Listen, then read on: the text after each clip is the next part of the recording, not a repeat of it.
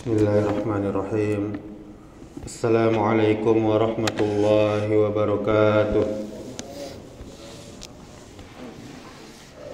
Alhamdulillahi rabbil alamin, alladzi arsala rasulahu bil huda wa dinil haqq liyuzhirahu 'alad dini kullihi wa kafa billahi shahida.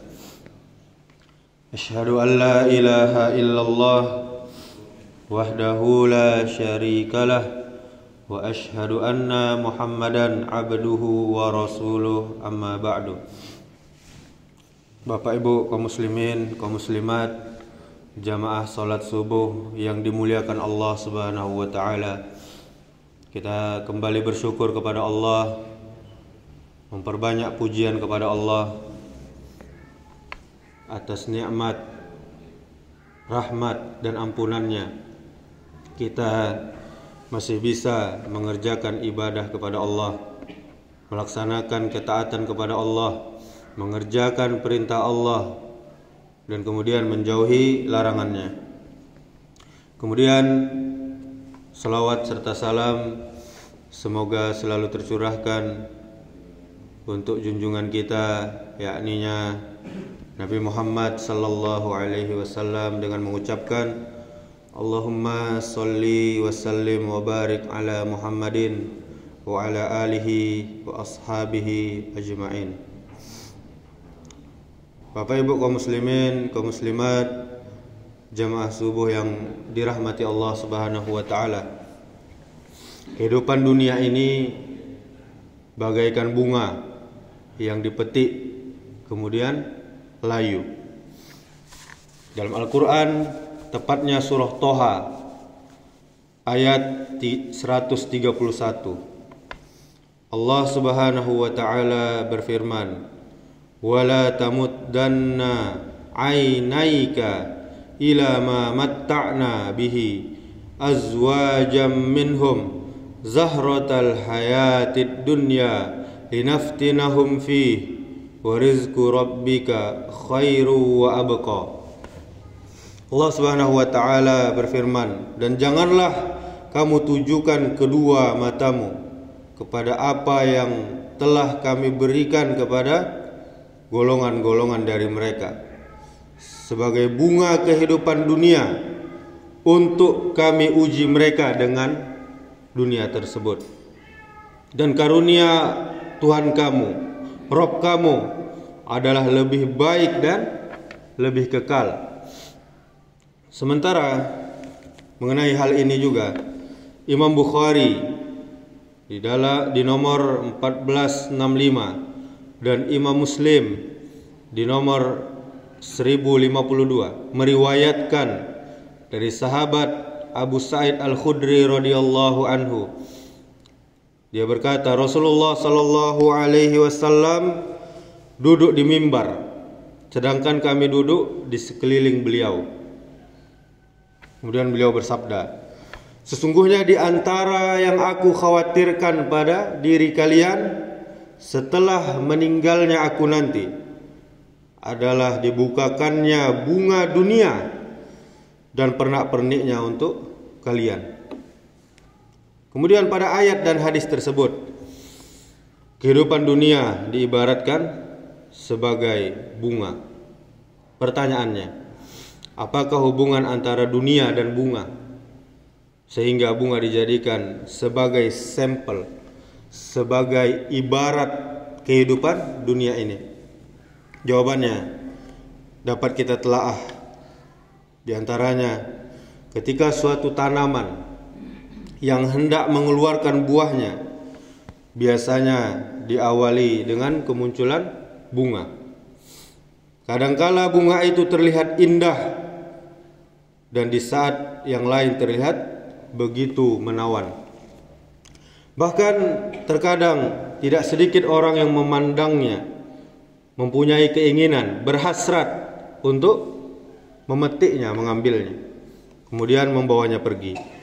Namun tahukah kita, sekiranya bunga tadi benar-benar dipetik sebelum berubah menjadi buah, ternyata tidak berapa lama kemudian akan segera layu dan pada akhirnya akan dibuang, dicampakkan oleh yang memetiknya tadi. Memang jika masih berada di tangkai terlihat begitu indah, begitu mempesona. Namun jika diambil saat itu juga, maka yang terjadi adalah layu dan tidak bertahan lama. Berbeda ceritanya jika kita biarkan bunga itu terus berada di tangkainya sedikit agak lama, tentu bunga tersebut akan berubah menjadi buah yang tidak saja indah dan menyejukkan pandangan kita jika dilihat, akan tetapi juga bisa untuk dimakan, untuk dikonsumsi. Dan gambaran dunia pun dapat dipastikan sebagaimana kisah bunga tersebut. Kehidupan dunia terlihat begitu indah, terlihat begitu menawan di mata kita, di mata siapa saja yang melihat dan memandangnya. Tahta, jabatan, wanita, keturunan, harta benda, dan seterusnya. Keseluruhan itu nampak begitu menggoda dan membuai normalnya jiwa manusia, tergoda dan berhasrat untuk menggapai dan menikmatinya. Akan tetapi sungguh Bapak Ibu Saudaraku yang dirahmati Allah, segala yang terlihat indah di mata sejatinya akan jauh lebih indah jika ditunggu sebentar saja, ketika datang kampung kekekalan di akhirat nanti. Adapun orang-orang yang terlena dan tergoda sehingga tidak bisa dia menahannya kecuali memetik dan menikmatinya, sungguh cepat atau lambat segala sesuatu yang dinikmatinya itu akan layu, akan binasa dan nampak suram dan bencana yang sangat mencekam. Begitulah Allah Subhanahu wa taala menguji kita hamba-hambanya agar dapat terlihat mana di antara kita yang benar-benar jujur dan taat mematuhi segala titah Allah, perintah Allah Subhanahu wa taala, dan mana di antara kita yang terburu-buru menikmati keindahan sebelum datang waktunya, apalagi dengan cara-cara yang Allah haramkan. Rasulullah sallallahu alaihi wasallam pernah mengatakan bahwa dunia itu laksana surga bagi orang kafir dan penjara bagi orang mukmin. Ad-dunya sijnul mu'min wa jannatul kafir. Hadis riwayat Muslim. Semua kenikmatan di dunia ini pasti Bapak Ibu Saudaraku sekalian akan sirna, akan binasa. Sedangkan yang ada di sisi Allah, yang kekal di sisi Allah, itulah yang kekal, yang sebenar-benarnya, akhirat. Namun sayangnya, betapa banyak kita yang terlena dengan dunia kita, yang kita tahu itu akan sirna, lalu yang kita tahu juga itu akan melalaikan kita, melalaikan kehidupan kita untuk akhirat kita yang jelas-jelas kekal. Allah Ta'ala berfirman, ma indakum yanfadu wa ma indallahi baqa. Apa yang di sisimu akan lenyap, dan apa yang di sisi Allah Subhanahu wa taala adalah kekal. Surah An-Nahl ayat 96. Kaum muslimin, Bapak Ibu jamaah yang dirahmati Allah Subhanahu wa taala, segala sesuatu yang kita miliki pasti akan sirna, baik dari kita sendiri, baik dari keluarga dekat kita dan harta kita. Al-Imam Ibnu Katsir rahimahullahu taala berkata, apa yang ada di sisi kalian akan berakhir pada waktu tertentu yang telah Allah tetapkan. Lalu apa yang akan kekal? Kemudian Imam Ibnu Katsir melanjutkan tafsiran ayat tadi. Pahala di sisi Allah untuk kalian di surga yang akan abadi, akan kekal. tidak terputus, tidak akan lenyap, dan tidak akan hilang. Di dalam tafsir Al-Quran Al-Azim. Kemudian dalam tafsir Al-Jalalain disebutkan bahwa semua yang ada di dunia ini pasti akan sirna, dan yang di sisi Allah itulah yang kekal. Kita sebagai manusia, Bapak Ibu, tahu bahwa di sisi Allah yang kekal, yang abadi. Namun kita malah mengganti sesuatu yang kekal dengan sesuatu yang pasti akan binasa, akan sirna. Kemudian Asy-Syaikh Abdurrahman bin Nasir As-Sa'di di dalam kitab tafsirnya, dia mengatakan seharusnya manusia itu mendahulukan sesuatu yang pasti kekal, bukan sesuatu yang akan binasa. Karena segala sesuatu di sisi kalian, wahai manusia, akan sirna walaupun banyak jumlahnya. Siapa orang terkaya di atas dunia ini? Pasti semua kekayaannya akan sirna, akan habis, akan binasa. Adapun yang di sisi Allah, yaitu kenikmatan akhirat, akan tetap terus ada, tidak akan hilang dan tidak akan sirna. Apa yang dimaksud oleh Syekh As-Sa'di rahimahullah sepadan dengan firman Allah Subhanahu wa taala yang sering kita baca di hari Jumat, bal tu'sirunal hayatad dunya wal akhiratu khairu wa abqa. Tetapi kamu orang-orang kafir memilih kehidupan dunia, sedangkan kehidupan akhirat adalah lebih baik dan pastinya lebih kekal. Surah Al-A'la ayat 16 dan 17. Seorang ulama bernama Malik bin Dinar rahimahullah, dia berkata, seandainya dunia adalah emas yang akan fana dan akhirat adalah tembikar yang kekal abadi, maka tentu saja seseorang wajib memilih sesuatu yang kekal abadi, yaitu tembikar tadi, daripada dia memilih emas yang nanti akan habis, yang akan fana. Padahal sebenarnya akhirat adalah emas, sudah emas dan abadi pula. Dan dunia adalah tembikar yang nantinya akan sirna. Di dalam kitab Fathul Qadir Asy-Syaukani, Mauqi' At-Tafasir. Dan juga kata Syekh As-Sa'di, ayat yang kita kaji mengandung pelajaran yang penting tentang zuhud, tentang qanaah di dunia ini. Karena kita diperintahkan untuk memikirkan akhirat kita yang kekal dibanding dunia yang singkat ini, yang sirna nantinya. Dunia hanyalah sebagai sarana kita, wasilah kita, media kita untuk menggapai kebahagiaan akhirat. Zuhud yang dimaksud adalah kita meninggalkan setiap yang dapat mendatangkan bahaya bagi kita dan meninggalkan setiap perbuatan lalai dari kewajiban dan hak Allah Subhanahu wa taala. Bapak Ibu kaum muslimin, kaum muslimat, ketahuilah bagaimana angan-angan orang yang lalai semasa hidupnya di dunia. Di antara angan-angan mereka adalah yang pertama, mereka ingin seperti yang kita lakukan sekarang ini, yaitu sholat 2 rakaat. Mereka ingin kembali hidup.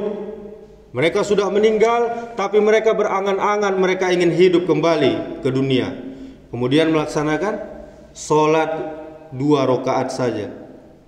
Dan di antara angan-angan orang yang meninggal dunia itu, mereka sering meninggalkan sholat. Diriwayatkan oleh Abu Hurairah radhiyallahu anhu, Rasulullah sallallahu alaihi wasallam melewati sebuah kuburan. Kemudian Rasul bertanya, siapa penghuni kuburan ini? Kemudian para sahabat menjawab, ini kuburan si fulan. Lantas Rasulullah sallallahu alaihi wasallam bersabda, 2 rakaat lebih dia cintai daripada dunia kalian. Jadi Rasulullah diberi wahyu oleh Allah bahwasanya penghuni kubur itu mengatakan yang demikian. Di dalam kitab Shahihut Targhib wa Tarhib nomor 391. Kemudian dalam riwayat yang lain disebutkan, salat sunnah 2 rakaat yang ringan yang kalian remehkan. mungkin solat hanya dengan membaca qul huwallahu ahad atau inna a'tainakal kautsar yang ringan, itu lebih dicintai oleh orang ini, oleh penghuni kubur ini daripada dunia kalian. Dalam kitab Shahihul Jami' nomor 3518. Kemudian apa angan-angan yang kedua? Yaitu mereka ingin sekali bersedekah. Seorang yang sudah meninggal dunia, dia berangan-angan untuk hidup kembali, dan mereka berangan-angan untuk mengeluarkan sedekah dan menjadi orang yang soleh. Sebagaimana diceritakan oleh Allah Subhanahu wa taala di dalam Al-Quran surah Al-Munafikun ayat 10, yang artinya, dan belanjakanlah sebagian dari apa yang telah kami berikan kepadamu sebelum datang kematian kepada salah seorang di antara kamu. Lalu dia berkata, ya Allah, ya Rabbku, mengapa engkau tidak menangguhkan kematianku sampai waktu yang dekat, yang menyebabkan aku dapat bersedekah dan aku termasuk orang-orang yang soleh. Imam Ibnu Katsir berkata, setiap orang yang lalai di masa hidupnya pasti akan menyesal di saat nyawanya akan dicabut. Dia memohon agar umurnya dipanjangkan walau hanya sesaat. Untuk apa? Untuk beramal soleh yang selama ini dia tinggalkan. Dalam tafsir Ibnu Katsir. Kemudian angan-angan yang ketiga, yaitu ingin melaksanakan amal soleh. Inilah amalan angan-angan terbesar yang ingin dilakukan orang yang sudah meninggal, apalagi dia lalai. Di dalam surah Al-Mu'minun ayat 99 sampai 100, yang artinya, demikianlah keadaan orang-orang kafir itu, sehingga apabila datang kematian kepada mereka, dia berkata, ya Rabbku, kembalikan aku ke dunia agar aku beramal soleh terhadap apa yang telah aku tinggalkan. Inilah keadaan yang dialami oleh orang-orang kafir dan orang-orang yang lalai dari perintah Allah Subhanahu wa taala. Saat kematian datang, baru dia menyadarinya, dan dia memohon kepada Allah untuk ditangguhkan kematiannya walau hanya sebentar saja, sesaat saja. Untuk apa? Untuk beramal soleh. Tapi tentu angan-angan ini tetap hanya sebatas angan-angan, tidak akan dikabulkan oleh Allah Subhanahu wa ta'ala, dan tidak mungkin orang yang meninggal akan hidup kembali. Maka sudah sepantasnya bagi kita untuk, apalagi kita masih diberikan kehidupan oleh Allah Subhanahu wa ta'ala, untuk terus bersemangat melaksanakan amal soleh, ketaatan kepada Allah Subhanahu wa ta'ala, memperbaiki diri agar kita bertemu dengan Allah Subhanahu wa ta'ala dengan banyak amal soleh. Kemudian seorang ulama, Ibrahim bin Yazid Al-Abdi, dia berkata, saya didatangi Riyah Al-Qaisi, kemudian mengatakan, wahai Abu Ishaq, mari kita menengok para penghuni akhirat dan memperbaharui janji kita di dekat mereka. Kemudian kami berangkat, lalu dia mendatangi kuburan, dan kami duduk di dekat sebagian kuburan itu.